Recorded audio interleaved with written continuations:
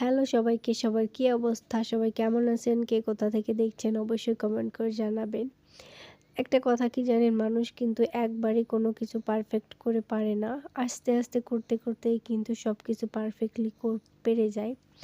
তো আপনাদের সাথে একটা গল্প শেয়ার করি আমার জীবন থেকেই। তো একদিন আমি ইউটিউবে দেখেছিলাম সাগু রান্নার রেসিপিটা।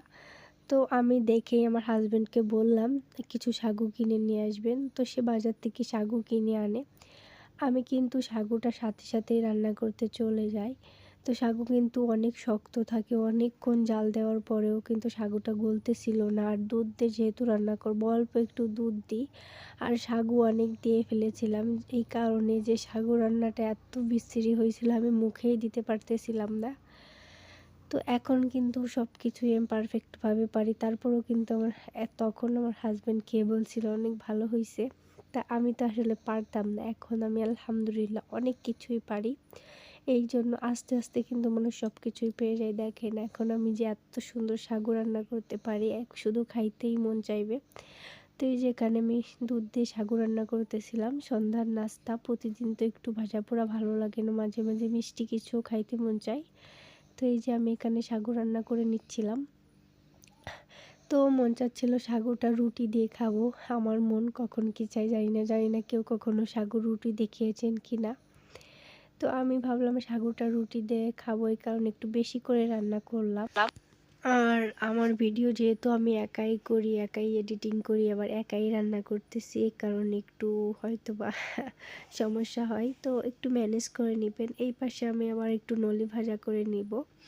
এটা হচ্ছে আমার ছেলের আবদারে, সে এটা খাইতে চাইলো, এই কারণে তাকে এটা ভেজে দিলাম। এখানে হচ্ছে সাগুটা রান্না করা প্রায় হয়ে গেছে। তো প্রথম যেদিন আমি রান্না করেছিলাম, সাগু দেওয়ার পর আমি চলে গিয়েছি আর একটা কাজ করতে। এদিকে আমার সাগুটা পুড়ে তলে এত লেগে গিয়েছে, তার ভিতরে আবার পানি দিয়েছি। এত সময় ধরে জাল দেওয়ার পরও সাগুটা হচ্ছিল না। আর এখন তো দেখা যায় প্রতিদিনই একবার সাগু রান্না করা লাগে আমার বাচ্চার জন্য। তো এখন আমি করি কি, 2-3 ঘন্টা আগেই ভিজাই রাখি, তাহলে সময় লাগে না বেশি সাগু রান্না করার জন্য।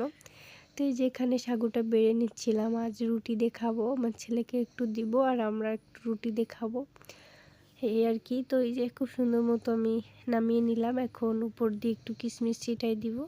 শীত পড়েছে ধরে আমরা রাত্রে প্রায় রুটি খাই।